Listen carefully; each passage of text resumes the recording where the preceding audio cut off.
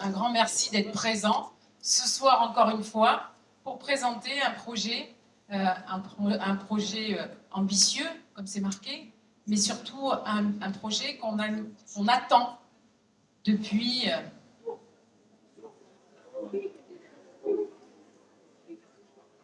En fait, on a retrouvé des coupures de journaux. Hein.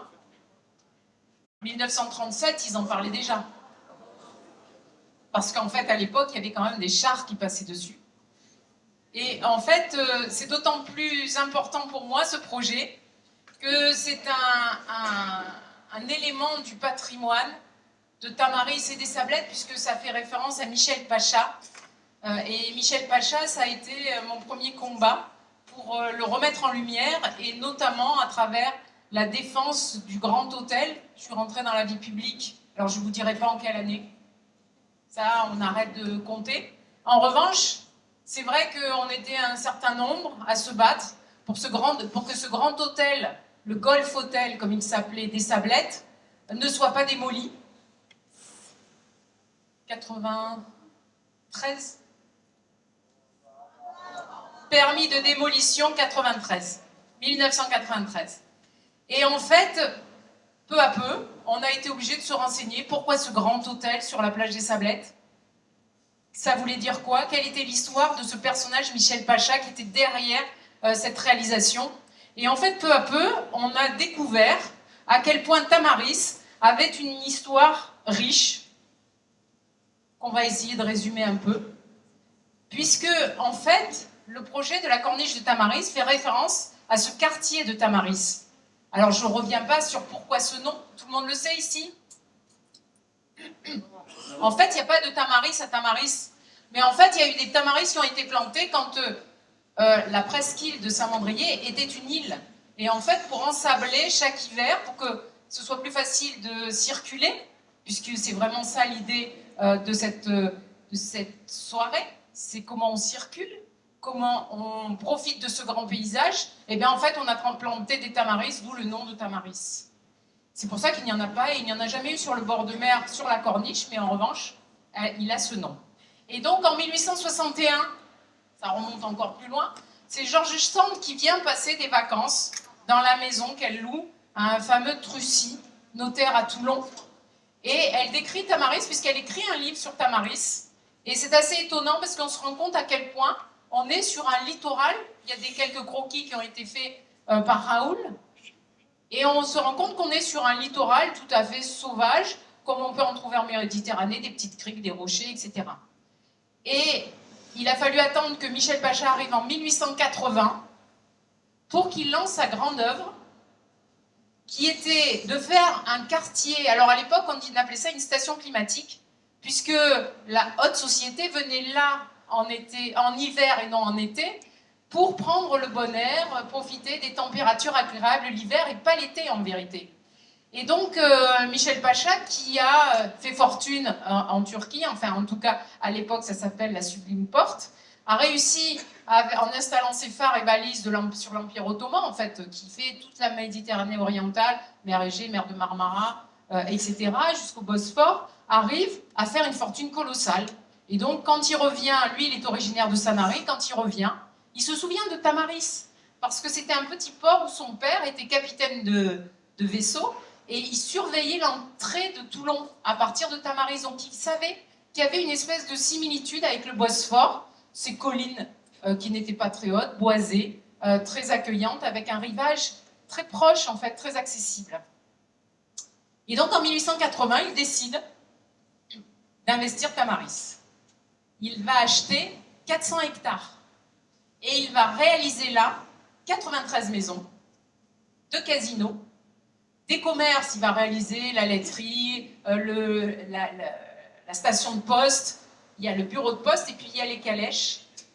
Et puis, il va réaliser son œuvre majeure, c'est la corniche de Tamaris, puisque sur ces 400 hectares, c'est à peu près 60 hectares qu'il va combler, parce qu'on parle toujours des 9 hectares que représente l'ouvrage même de la corniche. Mais en fait, il va être obligé de combler toute la plaine alluviale qui mène de Tamaris aux Sablettes. Parce qu'en fait, au départ, l'installation historique patrimoniale la plus importante, c'est les 93 maisons qui sont dans ce petit paradis de Tamaris. Ils sont protégés du vent, ils sont dans un écrin de verdure, et il y a un travail sur le paysage, sur une orientalisation de ce quartier, puisque on le voit même avec celle qui est aujourd'hui la Villa Capricciosa, on a des cartes postales qui montrent comment à l'époque on orientalisait les bâtiments, parce que c'était dans l'air du temps, l'architecture éclectique faisait voyager sans qu'on parte. Et puis, quand il a réalisé Tamaris, il s'est rendu compte que les bains de mer étaient en train de prendre un essor.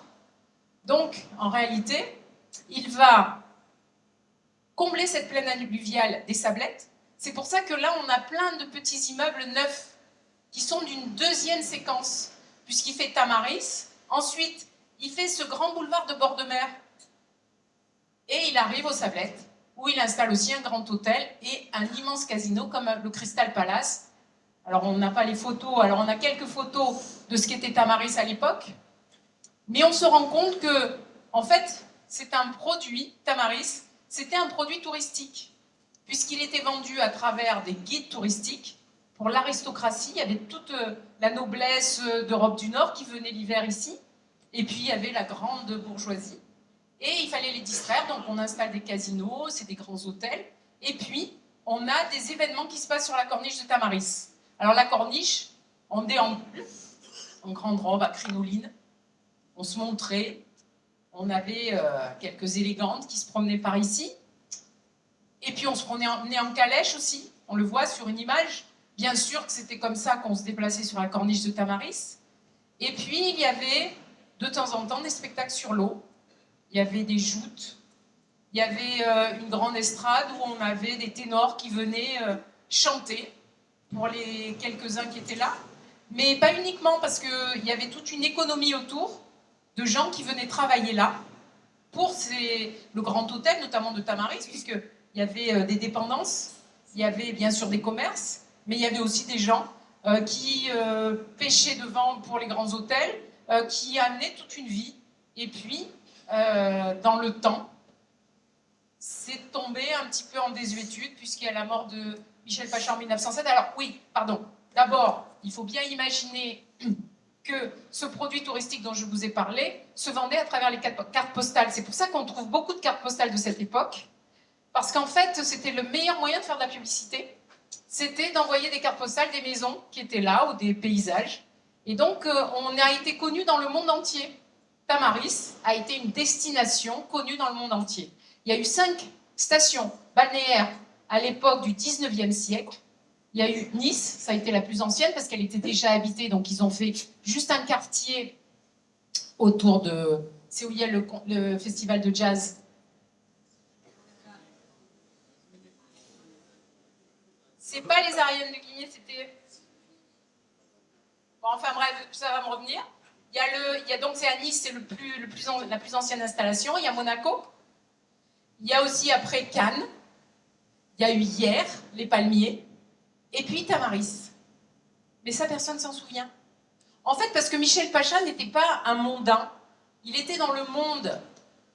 Il a côtoyé Ferdinand de Lesseps, etc. Mais il ne faisait pas, lui, de la publicité pour ce qu'il faisait. Et pourtant, ce qu'il a fait, de construire 154 phares, ça a été une œuvre colossale et ça lui a amené une richesse énorme. Mais il n'était pas mondain. Lui, ce qui lui plaisait, c'était de partir avec son architecte Paul Page. Et à chaque fois qu'il y avait une personnalité qui disait qu'elle allait venir, il construisait une maison. Et en fait, ces maisons n'étaient pas vendues. Ces maisons faisaient partie d'un grand domaine. Et il a fallu attendre 1974 pour que ce domaine commence à être morcelé. 1970, c'est la destruction de son palais, en fait, au port du Manteau, là, derrière le port du Manteau. C'est 1970 où on détruit son palais. Mais avant, 1880, donc c'est la liaison avec les Sablettes. Et pour faire comment dire, c'est pour ça que la première partie de la corniche de Tamaris, la partie la plus historique, est un peu arrondie, parce qu'elle correspond à la crique. Et la grande ligne droite, c'est l'accomblement de la plaine alluviale. Mais pour faire ça, il a ouvert en arrière de ce site, notamment chemin de l'Evesca, où il y avait un grand trou, pour ceux qui s'en souviennent. Et bien en fait, ça faisait partie de l'endroit où il allait chercher les matériaux pour combler en bas sur la plaine alluviale. Et donc, pour la petite anecdote, l'architecte des bâtiments de France, Vincent Chéré va nous raconter un petit peu comment ça s'est passé, de toutes les réunions, de tous les travaux qu'on a fait, mais quand l'architecte des bâtiments de France, à un moment, nous dit « Non, mais vous ne pouvez pas faire un ouvrage aussi droit. Vous ne pouvez pas, quand on fait une passerelle, suivre cet ouvrage, ça manque un peu de fantaisie. » Sauf que c'est comme ça qu'il l'a créé lui, et ça a eu une raison, c'est qu'il allait le plus directement à la plage, donc il a construit tout droit, sur des marécages en vérité. Donc il a fait le plus rationnel à l'époque.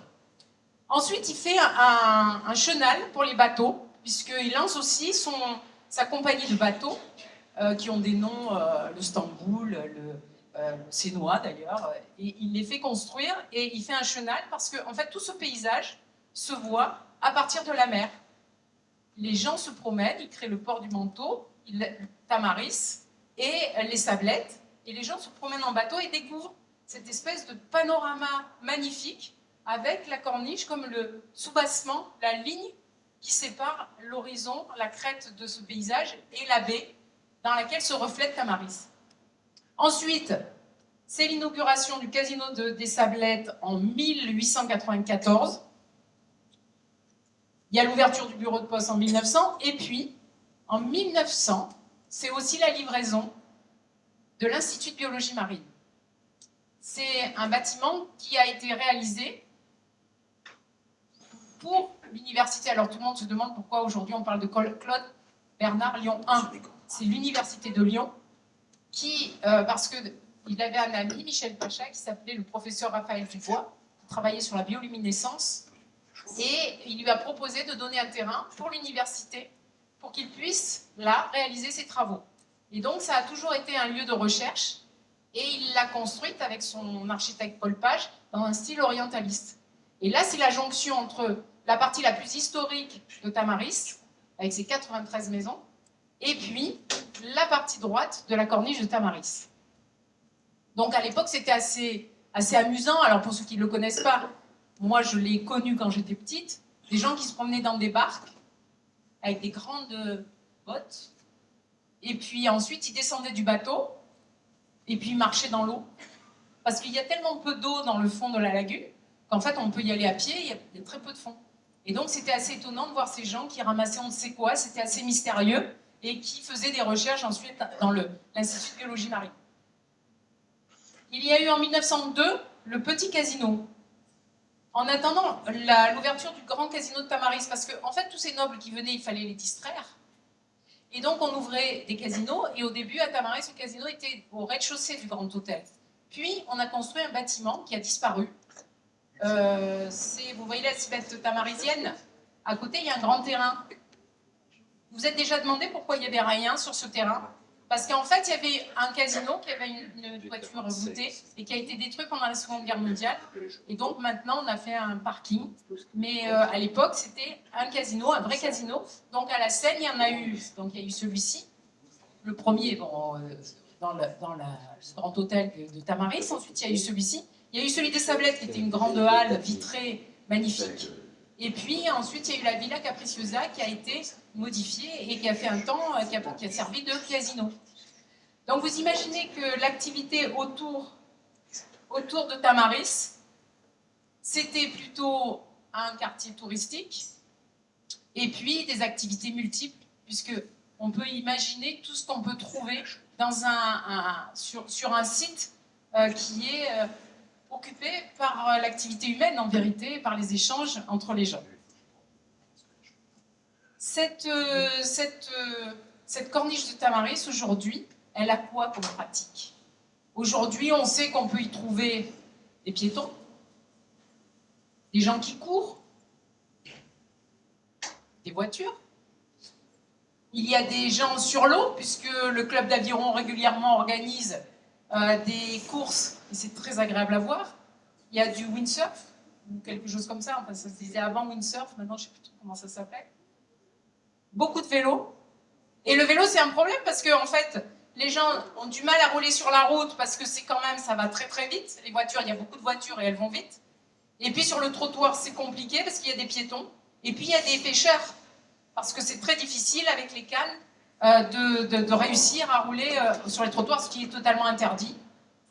Hein, bon, on est d'accord. Mais c'est vrai qu'en plus, il y a l'usage aujourd'hui de la pêche qui se développe sur la corniche de Tamaris. Pourquoi? Parce qu'en fait, il y a des exploitations piscicoles, et à chaque fois que les filets sont troués et que les poissons s'échappent, ou tous les poissons qui sont autour parce qu'ils profitent de l'auberge gratuite, puisque les aliments peuvent s'échapper des filets, donc forcément, il y a beaucoup de poissons. Maintenant. Hein.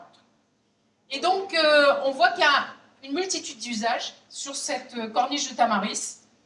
Et on s'est dit vraiment, depuis de très très longue date, qu'elle méritait un vrai projet de réhabilitation. Alors si je dois vous donner quelques dates. En 1937, je vous en parlais, il y a la réfection et l'élargissement de la corniche de Tamaris. 1937. En 1962-64, donc vous voyez toutes les... Alors les coupures de presse, elles sont un peu petites, mais vous voyez déjà les titres. Entre 62 et 64, on parle de la réfection de la chaussée pour 450 000 francs et la reconstruction du muret pour raison de sécurité, pour éviter l'affouillement, puisque la plateforme de la chaussée avait des faiblesses. Et par une délibération de janvier 1964, il y a un vote pour 19 000 francs. Je ne vais pas dire euros maintenant. Et donc dans cet article, on voit que la cause du mauvais état de la voirie a été le passage des chars d'assaut. Et en fait, ils étaient construits aux forges et chantiers de la Méditerranée, et ils utilisaient la ligne droite du Croton pour faire des essais de vitesse. Donc les bus, vous vous souvenez, les bus étoiles, eh ben, ils ne pouvaient plus être autorisés à emprunter la corniche, et ils doivent modifier à ce moment-là leur itinéraire, puisque la corniche est en trop mauvais état. En 1999, l'état est très dégradé. On parle déjà d'un gros projet de réaménagement qui prévoit une promenade et une piste cyclable. En 2001, je me souviens, en décembre 2001, on nous avait demandé, puisqu'on était élus avec Arthur Pecht, on nous avait demandé le 27, je vois Florence Cyrulnik, le 27 décembre, de travailler sur le projet, et c'était urgent parce qu'on allait le transférer au département. Et en fait, on a travaillé pendant les vacances scolaires, enfin entre Noël et Jour de l'An, comme tout le monde, hein, bien sûr, pour réussir à proposer une forme qui intéressait les Sénois au département. Et puis, en vérité, elle n'a jamais été transférée, puisque le département, lui, trouvait que c'était en trop mauvais état. En vérité, ils auraient bien aimé qu'on la mette dans le giron des routes départementales, sauf qu'ils ne voulaient pas prendre une voirie si endommagée, puisque ça avait un coût de réhabilitation super important. Donc on repart sur un nouveau projet dans le cadre municipal. En 2010, les discussions avec le Conseil général reprennent pour un nouveau projet plus modeste cette fois-ci. En 2013, un nouveau projet est lancé par la ville. Elle cherche des financeurs. En 2019, un nouvel éboulement bloque la corniche de Tamaris, je ne sais pas si vous vous en souvenez, pendant quelques jours. En décembre 2020, donc, à notre arrivée, nous réussissons à faire voter par TPM 30 millions d'euros pour le projet de réhabilitation. C'est un projet énorme. 30 millions d'euros, c'est une somme importante. Et aujourd'hui, je suis extrêmement contente que nous ayons pu, dès 2021, donc, nous mettre au travail avec les services de la métropole. Et je remercie Vincent Chéry, parce que ce n'était pas évident d'avoir des représentants de la métropole ce soir avec nous. Je remercie aussi tous les élus qui sont là et qui sont très attentifs et qui œuvrent aussi de leur côté pour cette réhabilitation. Et puis, je voudrais aussi avoir une pensée pour cette corniche qui a dû passer tellement de personnes, de personnalités, et qui est un témoin muet de cette histoire. Et pourtant, c'est le plus gros ouvrage de Michel Pacha. C'est sans doute notre patrimoine le plus important. Et comme 30 millions, comme le projet se faisait un peu attendre, et en fait, on a réussi à retrouver 9 millions de plus pour arriver à 39 millions. Mais c'est vrai que plus on tarde sur un projet, et plus les prix montent, surtout qu'on a connu la guerre en Ukraine, etc., etc.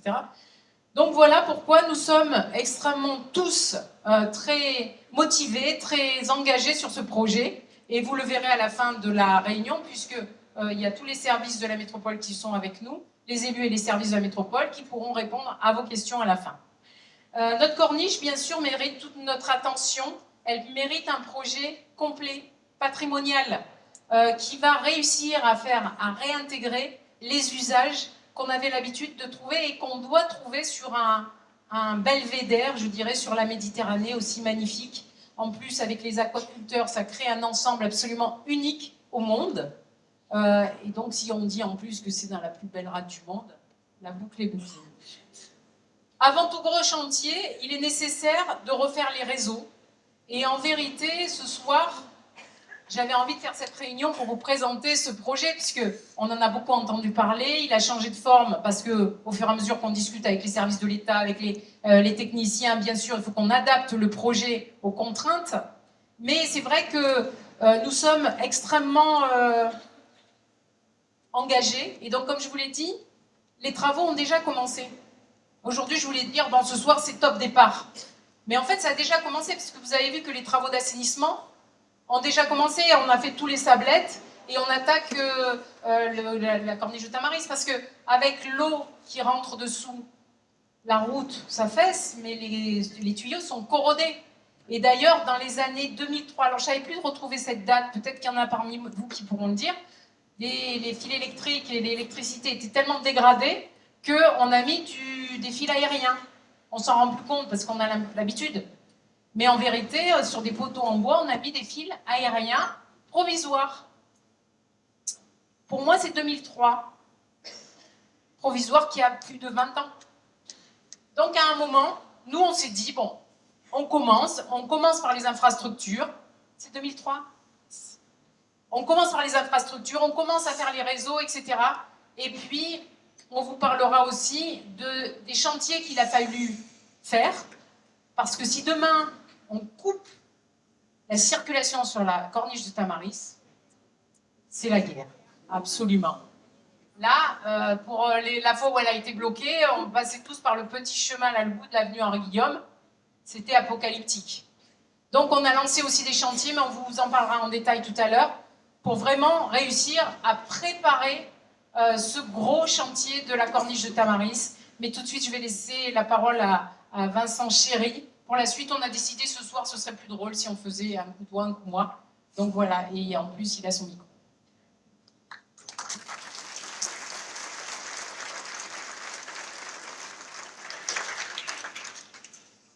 Bonsoir à toutes et tous, merci Madame le maire. Un coup à moi, c'est parti.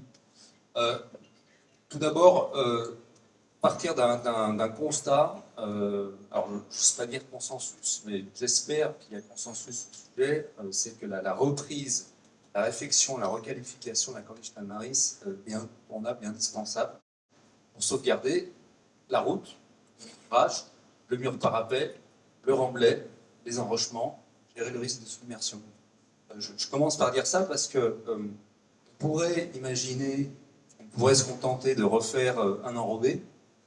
On ne peut pas. On ne peut pas parce qu'il y a une reprise des réseaux complètes qui est déjà engagée, Madame le maire vient de le dire. On ne peut pas parce qu'on est assis sur un remblai. On ne peut pas parce qu'on a un mur parapet qui s'effondre. Et puis on a mené également des diagnostics sous-marins. On a des équipes de plongeurs qui se sont rendues à l'aplomb des ouvrages. Donc le mur, les quais de l'esplanade Sébi, les quais du port du Manteau, du côté du quai des douaniers également, Balaguier. Bon, c'est un ouvrage en fait qui est dans un état aujourd'hui, ouvrage global, qui est dans un état déplorable. Et il faut reprendre l'ouvrage complètement. Et reprendre l'ouvrage complètement nécessite des travaux lourds et une reprise complète de la chose. Donc là, le premier message, c'est que voilà, ce n'est pas un projet routier, c'est un projet de requalification, de réparation, qui doit s'inscrire dans une forme de durabilité, effectivement, de l'espace. Et c'est pour ça que l'investissement est aussi majeur et important. Parce qu'effectivement, une reprise d'enrobé sur 4,5 km Ah, c'est pas 30 millions d'euros, ou 39, c'est beaucoup, beaucoup moins, sauf qu'on ne résout rien. Donc voilà, ça c'est le premier message que je voulais vous faire passer ce soir. Il paraît important de bien mesurer sur le fait qu'il faut reprendre la structure complète de la chaussée. Quand on reprend une structure complète de la chaussée, on est soumis à un certain nombre de règles. Une des premières règles, c'est la loi d'orientation des mobilités qui rend obligatoire ou demande à la collectivité, dès lors qu'elle requalifie aujourd'hui une voirie en espace urbain, d'envisager, de calculer la possibilité de réaliser des itinéraires cyclables. Ça, aujourd'hui, c'est la loi qui l'impose. On l'a vécu sur d'autres voiries, évidemment, sur le territoire métropolitain. C'est la loi LOM, loi d'orientation des mobilités, qui est promulguée depuis 2020, donc, et qui s'impose aux collectivités sur toutes les voiries urbaines ou pré-urbaines, dès lors qu'on les qualifie. On les requalifie pas. Alors tout ça, c'est sous réserve, évidemment, de contraintes techniques et financières. Donc là, ça a été un gros travail qu'on a fait avec le maîtrise d'œuvre, que je salue, parce qu'ils sont là ici aussi. Effectivement, de réfléchir, de chercher à trouver le bon chemin pour respecter cette législation. Et puis on a un autre, alors du coup, on est bien sur un espace d'aménagement patrimonial, et puis on a aussi le sujet du plan de déplacement urbain de la métropole. Donc là, juste un instant, je pense que le pointeur fonctionne, 2 éléments sur le principe, ça va, à peu près, de hiérarchisation du réseau viaire. Donc un plan départemental de déplacement urbain, alors aujourd'hui il est en cours de révision, c'est un plan qui date de 2015 et qui arrive à échéance cette année en 2025, qui est en cours de révision, ça s'appelle maintenant un plan de mobilité, depuis la loi LOM. Donc c'est un plan qui met en avant, là vous avez le principe de hiérarchisation, c'est le schéma de droite du réseau viaire. Vous pouvez constater sur ce schéma que la corniche Tamaris ne fait pas partie de l'ossature du réseau viaire prioritaire. Ça veut dire quoi? Ça ne veut pas dire qu'il faut l'arrêter ou l'abandonner. Ça veut dire qu'aujourd'hui, elle n'est pas considérée dans ce schéma comme faisant partir d'une ossature majeure à l'échelle de la métropole de transit. Il faut maintenir la voiture, bien évidemment, sur cette corniche. Mais ce n'est pas une zone de transit majeure. La zone de transit majeure, vous la voyez, depuis Saint-Mandrier, elle apparaît à droite, si vous la voyez. C'est avec le pointeur. Hop, ça y est. Voilà. Donc vous voyez, depuis Saint-Mandrier, là on pique vers l'intérieur, mais par contre, la corniche n'est pas dedans. Autre élément que je vais vous montrer, c'est le réseau cyclable de l'agglomération, où là, il apparaît assez clairement que le PDU prévoit des liaisons cyclables à promouvoir le long de la corniche Tamaris. J'anticipe certaines remarques que j'ai lues ou entendues, mais par exemple, le boulevard Henri-Guillaume ne fait pas partie de ce réseau pour des itinéraires cyclables prioritaires. Ce que je veux dire, c'est que quand on prévoit des aménagements, des investissements, on est sur un document de planification, on a une obligation de compatibilité avec ces documents. Donc, ça, c'est des choses qui s'imposent dans la conception et dans la réflexion du projet. C'est la première conclusion à laquelle je voulais en venir avec vous, c'est que c'est dans ce contexte qu'on a élaboré le programme de maîtrise d'œuvre. Donc avant que l'étude de maîtrise d'œuvre n'arrive, le programme en fait a pensé un projet qui respecte cette législation et qui respecte également la planification réalisée par la métropole. Si on ne respecte pas ces éléments, on se met en dehors de la légalité.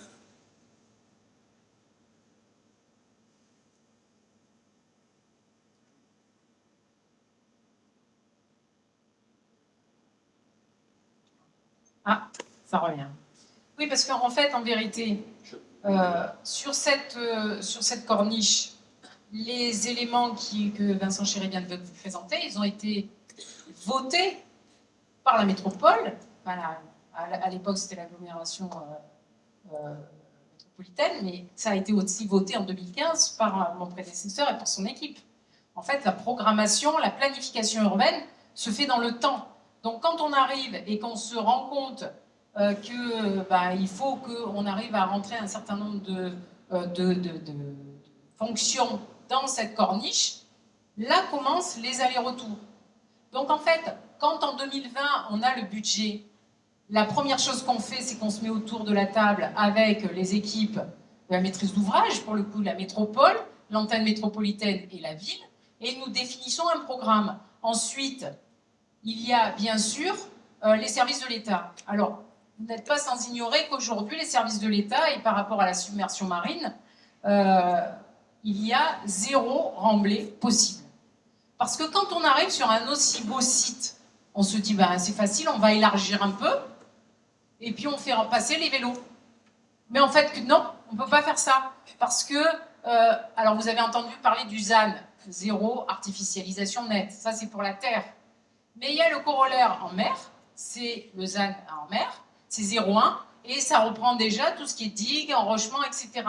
Et donc on a déjà consommé ce qu'on peut faire. Donc d'entrée, c'était même pas la peine d'imaginer d'élargir la corniche.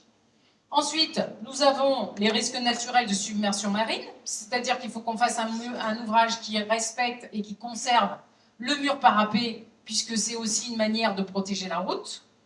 Ensuite, nous avons la réglementation du SPR, avec le respect de ce qui a été fait, de ce dont on parlait, l'installation par Michel Pacha, mais aussi toute la suite, c'est-à-dire qu'aujourd'hui, les immeubles qui sont au bout de la corniche de Tamaris côté des Sablettes, ça devient aussi un modèle patrimonial, puisqu'ils ont été faits dans les années 50, et que du coup, ils font partie de notre paysage de Tamaris. Ensuite, on a les contraintes environnementales en matière de biodiversité et la loi sur l'eau.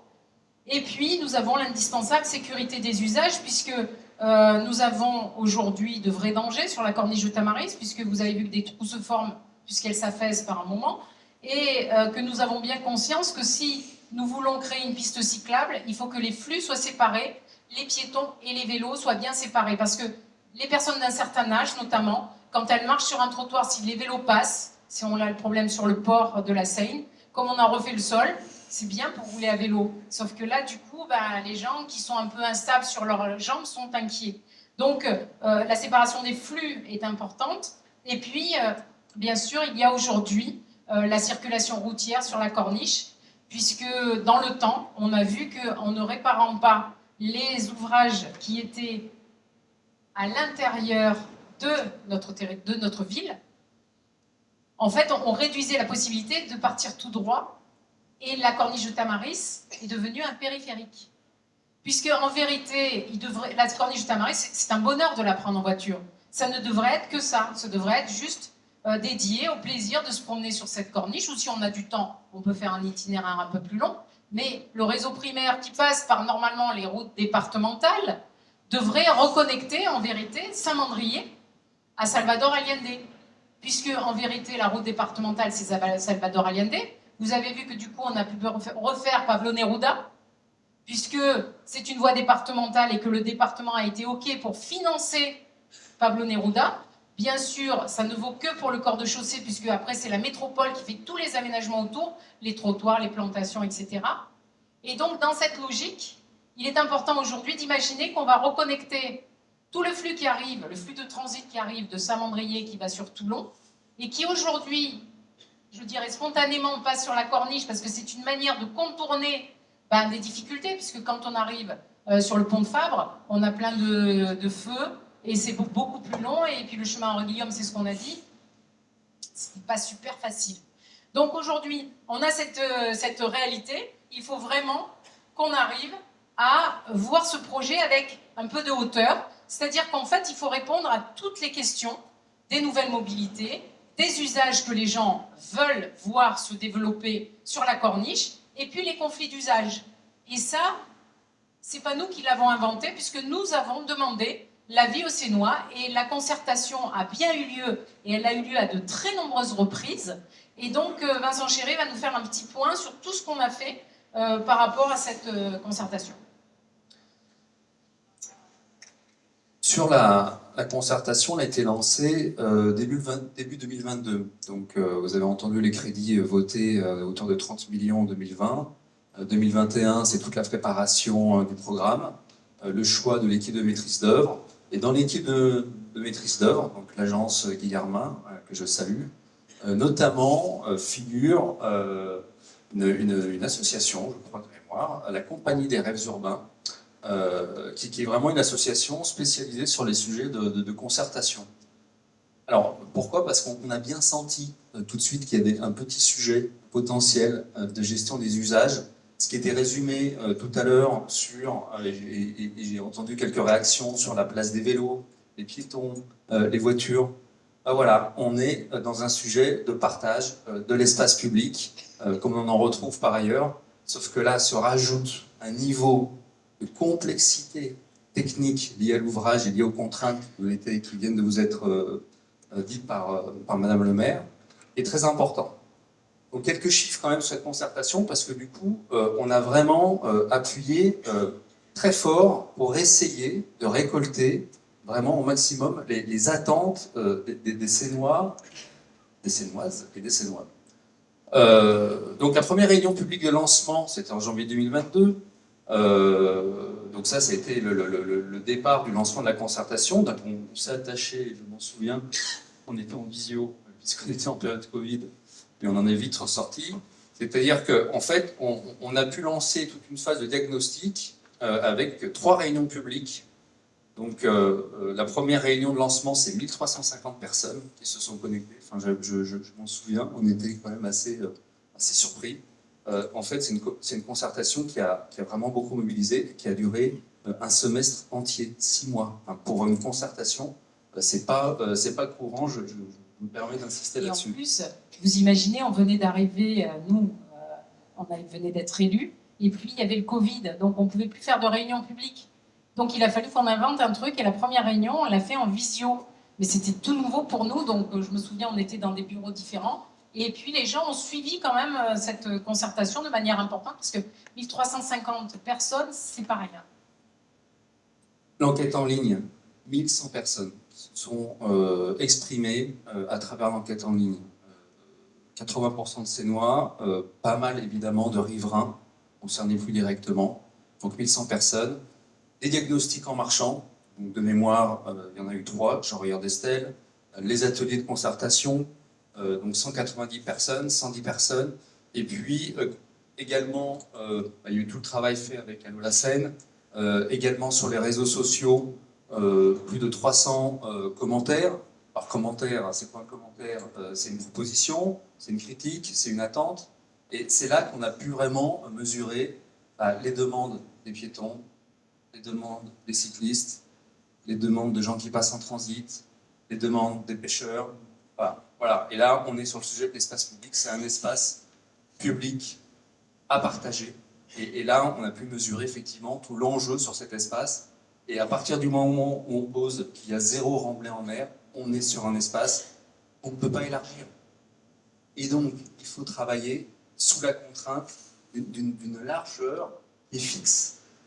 Et donc, à partir de là, effectivement, il a fallu faire jouer notre imagination. Alors, ce qui est ressorti qualitativement, je me permets de continuer, ce qui est sorti les premiers éléments, un peu les priorités générales en termes d'usage, la première demande, ça a été d'apaiser la circulation pour sécuriser les déplacements piétons et vélos.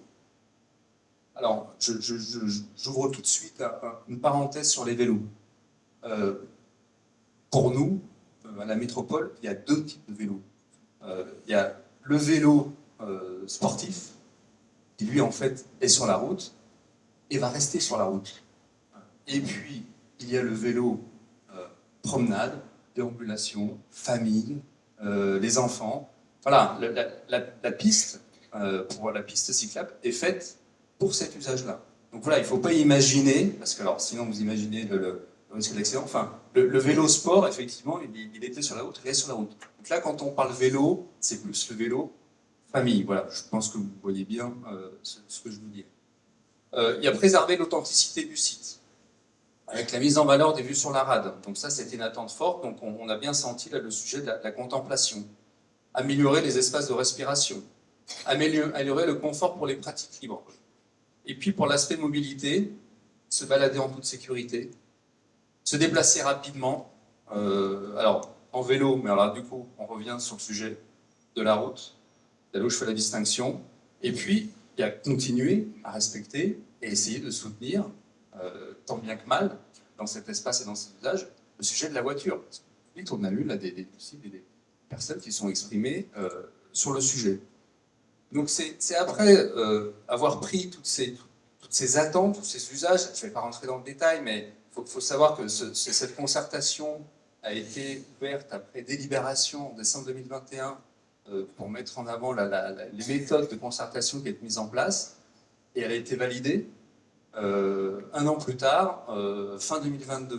Donc c'est un vrai socle juridique sur lequel on s'appuie.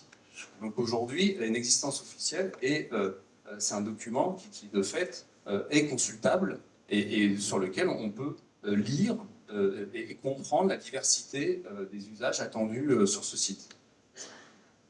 On va peut-être un petit peu avancer. Donc, en vérité, vous l'avez bien compris, on a fait des réunions et des réunions, on a fait des concertations, on a fait des balades sur place. Et je me souviens bien que le 20 juillet 2022, donc un peu plus d'un an, mais un peu moins d'un an et demi, on était prêts. Et là, au moment où on allait lancer la consultation pour l'enquête publique, eh bien, on a commencé à travailler avec les services de l'État parce qu'on a eu des retours qui étaient très contraignants par rapport à la proposition du concepteur, et il a fallu engager des discussions assez longues. Et la forme du projet que vous avez vu, qui avait été à ce moment-là en consultation libre, puisque c'était la fin du process, eh bien, en fait, on s'est rendu compte qu'il fallait l'adapter à des questions de l'architecte des bâtiments de France notamment, sur le ponton en zigzag. Enfin, c'était pas l'architecte des bâtiments de France. Le ponton en zigzag, c'était la DDTM qui en voulait plus. Mais quand on le faisait droit, c'était l'architecte des bâtiments de France qui nous disait que c'était trop droit. Il a fallu imaginer des imperméabilisés, des places, parce que en fait, dans ce projet qu'on va vous montrer, il y a bien sûr la réhabilitation du socle de la corniche, avec tous les aménagements qu'on va pouvoir trouver au fil de cette avancée. Et sur 4 km 5, il y a 10 séquences, 10 sites qui seront animés, des places, des squares, des jardins. Et c'est ça aussi qui est intéressant, c'est que du coup, cette corniche va être ponctuée d'événements qu'on va vous décrire. Donc, l'objectif, c'était aussi de commencer par les sablettes, puisque le tronçon dont je parlais, qui était le plus dégradé, c'était vraiment quand même celui du bout des sablettes. Et donc là, donc il y a la porte sud, on appelle ça la porte sud, c'est l'aménagement, la jonction entre les sablettes et Tamaris. Nous avons en deux, c'est la Sylvacane. Alors on a des slides en plus au fur et à mesure, magnifique. Donc là, vous voyez un aménagement qui prend en compte le débouché sur les sablettes, puisque souvent on a l'impression que quand on arrive à la fin de la corniche de Tamaris, c'est un peu le no man's land. Là, on a des gros cailloux, on a de temps en temps, c'est un parking, de temps en temps, c'est des bateaux, enfin voilà. Mais c'est un peu un terrain vague. Donc aujourd'hui, il va être totalement aménagé pour que ce soit une continuité sur la corniche, enfin des deux côtés vers les sablettes, telle que l'aurait voulu peut-être Michel Pacha. Ensuite, nous avons la Sylvacane. La Sylvacane, c'est ce que je vous disais, c'est un patrimoine 1930. C'est un ingénieur, je crois, qui travaillait à la marine, et à la Ciotat. Et donc, c'était un amoureux des bateaux et de l'architecture, donc il a créé cette petite maison qui est vraiment significative, qui s'ouvre plein est sur le lever du soleil. Et donc là, il va y avoir un aménagement, parce que là aussi, c'est un petit peu routier comme aménagement, et l'occasion de créer un aménagement paysager intéressant. Nous avons là la zone humide du Croton. Alors, vous savez que sous les Romains, on cultivait les prairies à Tamaris, parce qu'il y a beaucoup d'eau douce dessous. Et là, sur ce terrain, c'était un terrain vague, c'était l'ancien chantier des Tories, c'est ça? Et non, mais à la fin, ils étaient installés là. Et en fait, l'idée, c'est de créer là un véritable jardin qui va jouer aussi avec la réhabilitation de l'Institut de biologie marine, puisque là, on aura l'occasion d'avoir un parc pour aller se promener, pour voir le paysage. Et quand des manifestations auront lieu aussi avec l'Institut de biologie marine, ce sera un espace ouvert où il pourra y avoir des conférences, il pourra se passer des choses culturelles intéressantes sur ce site, avec un belvédère. Alors je ne sais plus si on a gardé le belvédère, parce que ça fait partie des choses qui étaient mises et puis qui ont été enlevées. Non, ça a été enlevé. Bon, c'était un belvédère en bois, comme dans les, vous savez, les bayous, là, eh ben, on n'a pas eu droit. Donc, bon, voilà, pas de belvédère, mais un site avec des aménagements sur des pontons où on pourra se promener. Là, peut-être si tu reviens, on va voir aussi que devant l'Institut de biologie marine, le petit damier qui est au sol, c'est une désimperméabilisation pour créer une séquence vraiment patrimoniale. Et puis, on voit sur cette slide le projet de l'Institut avec le nouveau bâtiment qui est en arrière, qui va être construit, j'espère qu'il va démarrer rapidement. Ensuite, nous avons l'embarcadère de Tamaris, merci, qui va faire aussi l'objet d'une requalification. Les voitures vont passer de l'autre côté sur le parking qui existe déjà, puisque la Poste, on avait fait un parking pour la Poste, vous savez que la Poste a fermé à cet endroit-là, donc le parking va servir pour la navette, et là, ce sera aussi un espace de promenade, sauf quelques places pour les aquaculteurs, puisque là, ils en ont vraiment besoin pour leur activité. Nous avons sur le port du Manteau la requalification entière avec des plattelages de bois, vous voyez cette promenade en bois, qui va se continuer sur le port. Donc on a un sujet avec Portello, puisque les bateaux pourront être moins près du quai. Les voitures vont être transférées de l'autre côté pour que vraiment la promenade sur le bord de mer soit libre. Et puis, désimperméabilisation, quand vous voyez ces petits damiers, en fait, ça fait partie des demandes des services de l'État de faire de la désimperméabilisation sur certains points. Donc, ça va être des places qui auront des ouvrages drainants. Ensuite, les vues, puisque ce qui est intéressant, c'est que il a fallu travailler. Alors, je le dis tout de suite. Le ponton là qui suit la corniche, qui va être un endroit de promenade, etc., il a 1,50 m et on garde l'enrochement dessous.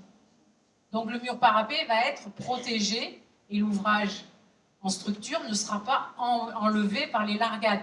Je le dis parce qu'on l'a beaucoup entendu et c'est un peu dommage parce que vous imaginez bien qu'à 39 millions, les ingénieurs ont travaillé, ils ont fait des propositions qui sont cohérentes.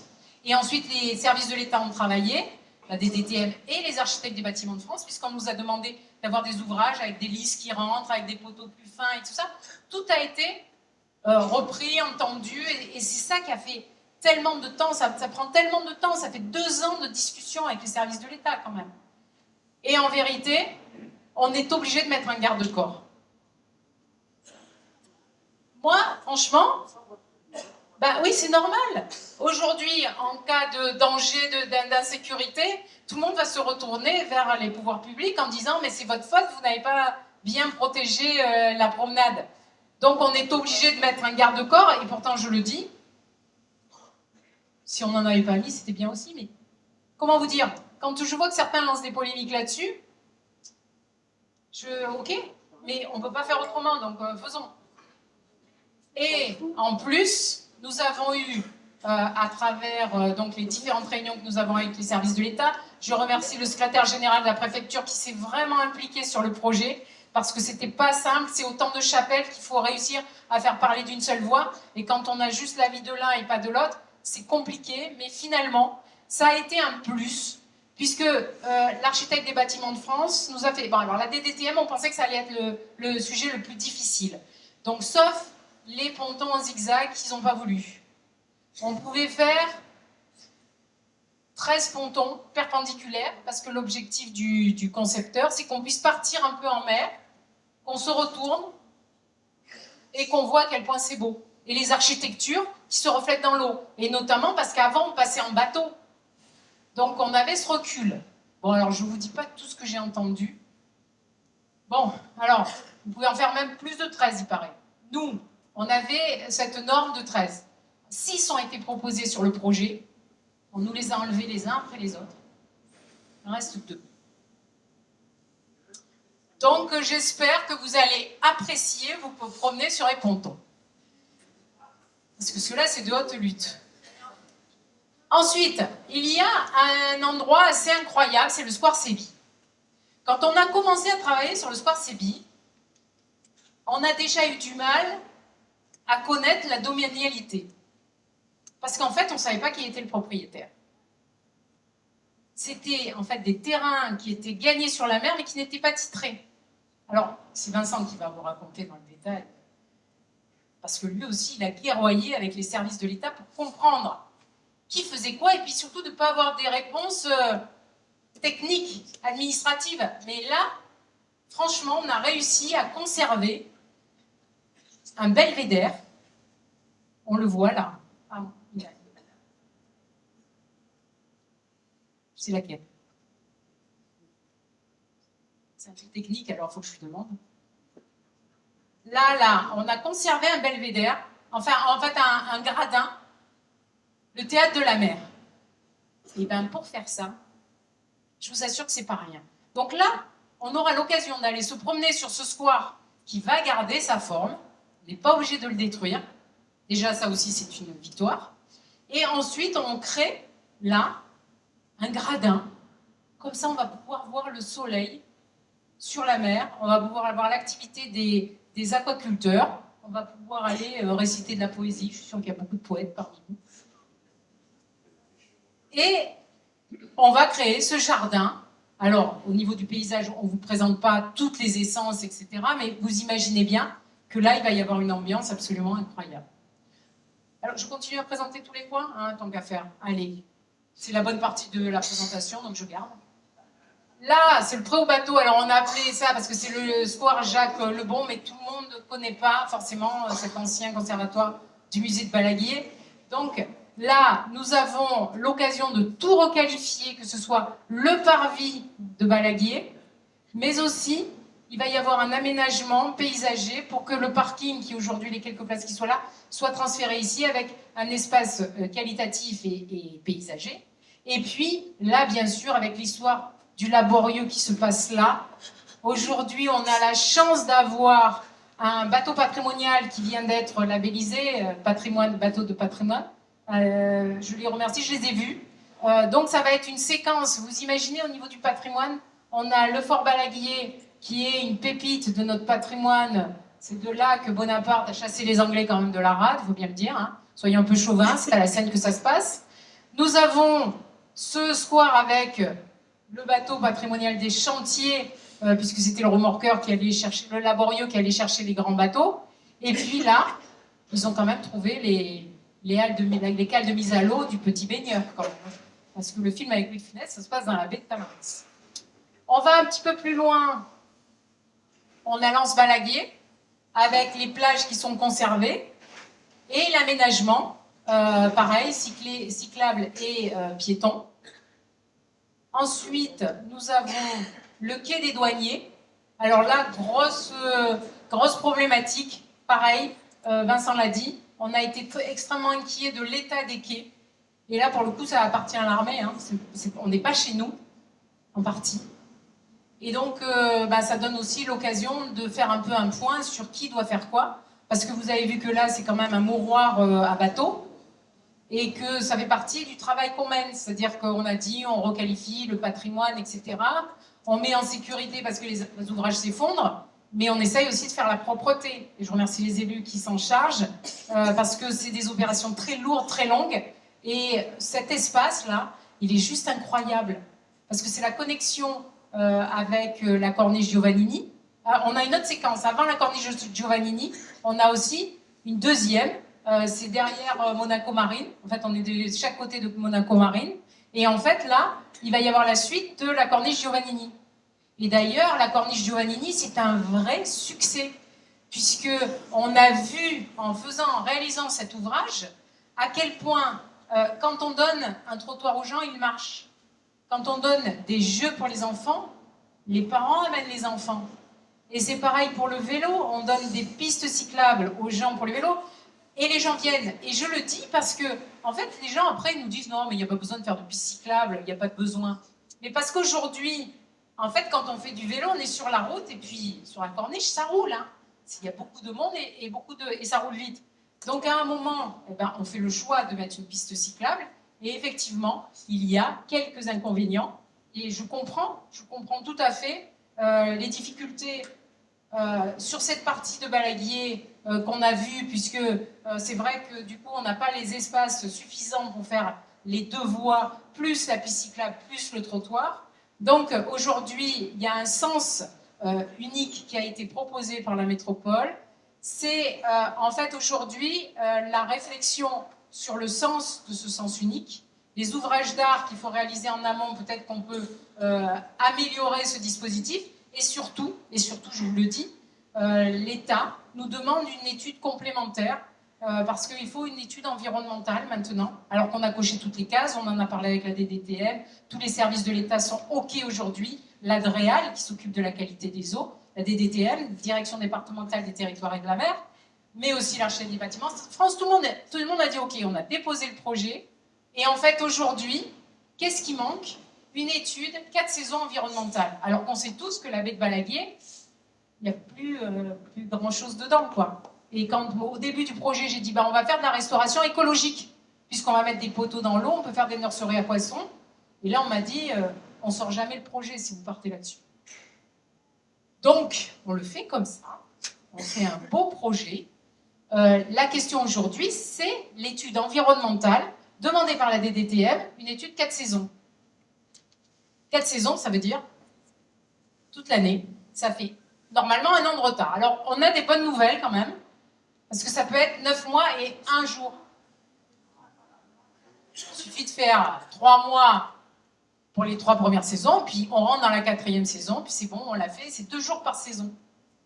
Mais ça nous bloque encore un an. Sauf qu'après, après ça, il faut faire l'enquête publique, parce qu'on n'en est toujours pas à l'enquête publique. Donc, on va avoir encore un petit délai. Mais, aujourd'hui, c'était important de vous présenter ce projet. Alors, avec ces magnifiques images, parce que c'est ça que vous voulez voir. Devant le Fort Balaguier, vous voyez ce théâtre de la mer. Ça va être un... Alors moi, j'aurais bien aimé les orgues de mer avec le... On a fait quand même un ouvrage assez magnifique, un enrochement. On voit ces différentes vues du projet. Donc vous voyez ces estancades, comment vous appelez ça? Estacades. Les estacades. Peut-être Vincent, vous pouvez dire un petit mot sur les estacades, parce qu'il faut dire leur dimension. Merci. Peut-être la slide suivante sur les estacades et le ponton promenade. Donc, vous avez compris que cette corniche étant d'une largeur limitée, hein, sur 80% de son tracé, on est à peu près à 10 mètres. Gérer tous les flux, il n'y a pas 36 solutions. Donc, oui. Donc du coup, là, voilà, sur l'estacade, donc, vous avez la largeur du ponton qui est de 3 mètres, est situé à plus d'1 mètre, 1,50 m au-dessus de l'eau, et donc sur une longueur totale de 2 km qui va partir de la porte sud pour aller jusqu'au port du Manteau. Donc là, le long de ce ponton estacade, là, la circulation en double sens pourrait être maintenue parce que là, les piétons pourront effectivement en profiter. Donc un mot sur les largades, parce que vous voyez sur le schéma de droite, on a conduit des études de propagation, d'agitation, de submersion. Les largades existent, il y en aura encore. Bien évidemment, lorsqu'il y aura des largades, eh bien, il ne faudra pas aller sur ce ponton, il faudra se rabattre de l'autre côté du mur parapet pour retrouver l'espace partagé. Vous avez les images de cette magnifique promenade sur les slides suivants. Voilà, alors là, vous voyez donc le maintien des enrochements et puis également le traitement des eaux pluviales. Donc ça, c'est tout un enjeu aussi très important de traiter en même temps les eaux pluviales sur le projet avec les sorties qui vont être prises, qui sortiront sous le ponton après traitement dans un caniveau prévu à cet effet. Oui, c'est très important parce qu'on a 2 systèmes qui vont reprendre les eaux usées, les eaux de pluie, parce que je me souviens, pour ceux qui connaissaient le commandant Fournier, au bout de la corniche, qui se battait, il se promenait toujours à toutes les réunions, il venait avec du sable, avec des strates de noir, qui disait que c'était l'eau qu'il avait récoltée de l'autre côté de la route de la corniche. Parce qu'en fait, la réalité, c'est que c'est une route à grande circulation, donc il y a une pollution qui arrive directement par le ruissellement des eaux, donc ça arrive directement dans la mer. Donc l'objectif, c'est de reprendre, bien sûr, un maximum les eaux pluviales, et puis de créer une espèce de chenal entre la route et la piste cyclable qui va être conduite dans des bourbeurs, des décanteurs, en fait, des systèmes qui sont là pour traiter les eaux de pluie qui sont salies par la route. Donc vous l'avez compris, un vrai grand projet. Donc voilà, c'était alors du coup les exemples, puisqu'on a compris que c'était un peu l'inquiétude de certains de se dire mais cette promenade elle va jamais résister. Donc on a mis quand même quelques exemples de pontons, Cap-Breton. Bon, si eux ils arrivent à le faire, il n'y a pas de raison. Et puis l'exemple du ponton à Saucé-les-Pins. Donc là on est vraiment en Méditerranée, on est vraiment sur la même côte que nous. Et il faut en fait que le ponton soit suffisamment haut pour qu'une fois que la houle tape, son retour ne vienne pas faire sauter les planches. Donc en fait, bon, c'est technique, hein. On passerait les études techniques. Mais voilà, donc ces séquences, on les voit sur ce patrimoine. Je crois qu'on arrive... Ah oui, il y a le comptage des voitures.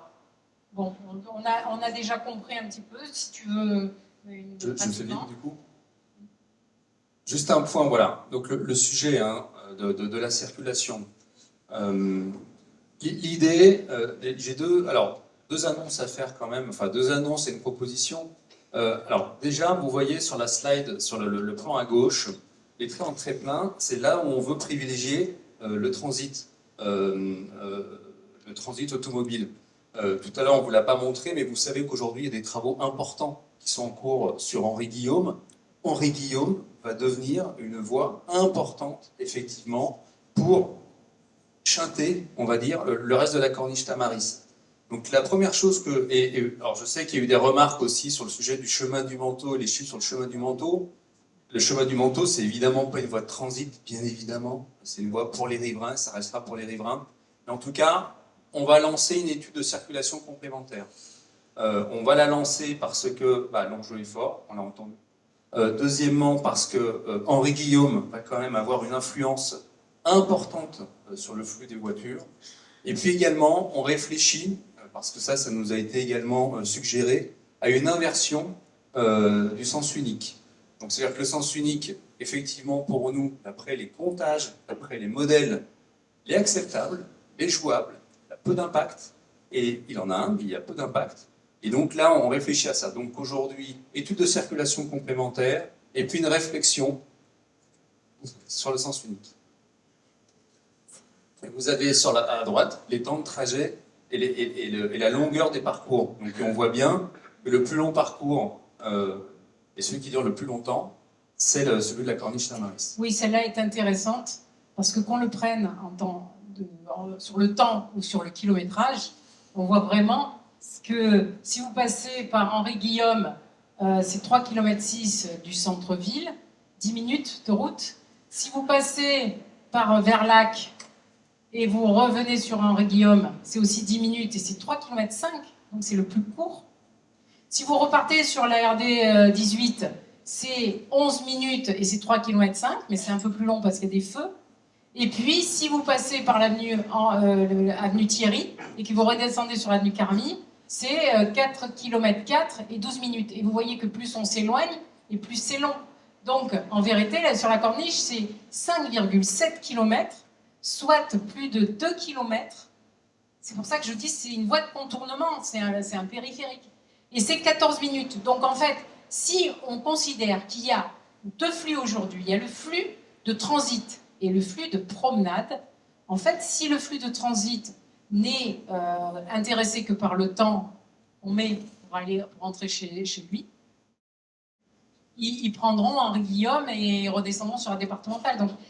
Donc du coup, ces données-là, on ne les a pas encore. Alors, dans notre malheur, on a de la chance, puisque du coup, on a 14 mois, parce que je vous ai dit, ça fait 9 mois de l'étude, plus les 4 mois de l'enquête publique.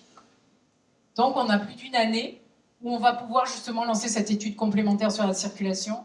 Mais effectivement, comme le dit Vincent Géry, quand on connaît le port du Manteau, je ne sais pas bien comment on a pu imaginer que ce soit une voie de délestage. Hein. On ne peut pas rouler, on tape les rétroviseurs dans les murs. Bon, voilà, ça fait partie des choses qu'il faut un peu ajuster, mais nous sommes au travail et je pensais qu'aujourd'hui c'était important de vous présenter ça. Vincent Géry va nous faire un petit point sur le calendrier. Et puis comme ça, par la suite, si vous avez des questions, il y a tous les techniciens de la métropole, il y a tous les élus, donc vous pourrez nous voir à l'issue de cette réunion. Vincent pour le planning. Alors c'est un planning qui est assez impressionnant parce que quand on regarde dans le rétroviseur, voilà, on voit que depuis le vote du budget en décembre 2020, les années passent vite, ainsi que les cheveux blancs pour moi, alors les pertes de cheveux, on se les arrache. Donc 2021-2022, c'était vraiment des années de construction du projet. Il y a eu la phase de concertation, on l'a rappelé. Mais en tout cas, c'est des années de longs échanges avec les services de l'État. Et je ne vais pas vous les raconter maintenant, même si je vais en faire la promesse. Mais du coup, ça se fera tout à l'heure au cours du cours. Mais voilà, donc ça explique quand même largement le temps qui a été pris. Là, aujourd'hui, on en est à une phase, en fait, qui est beaucoup plus concrète. Parce qu'on a, on a le vote du nouveau budget. Donc, on est passé de 30 à 39 millions d'euros sur ce projet, c'est absolument majeur, c'est le ponton, c'est la prise en main de l'ensemble des prescriptions qui nous ont été imposées. Et puis derrière, qu'est-ce qui est devant nous, parce que ça c'est important, c'est effectivement l'enquête publique qu'on cible du coup en juillet 2026. Il n'y a pas longtemps, on l'avait imaginé pour cet automne, et là effectivement, entre l'étude faune-flore dite 4 saisons, et puis les sujets qui sont encore devant nous, du coup, il y aura un autre moment, j'allais dire, d'échange, cette fois-ci plus formel, plus officiel, via l'enquête publique, en juin-juillet. 2 phases de travaux. Il y a 2 secteurs de travaux.